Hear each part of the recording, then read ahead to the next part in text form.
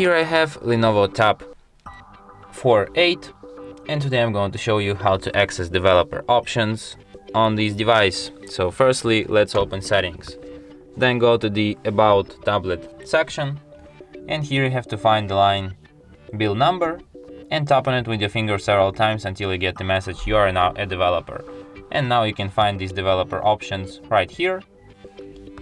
And here you have all of these hidden secret developer options. Get to know with them by yourself when you get access to them. You can also disable them here, and after that they will disappear from the settings list.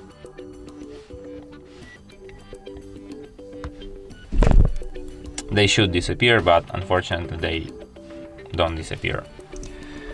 And that's it. Thanks for watching. If you find this tutorial useful, don't forget to hit that like button and subscribe to our channel.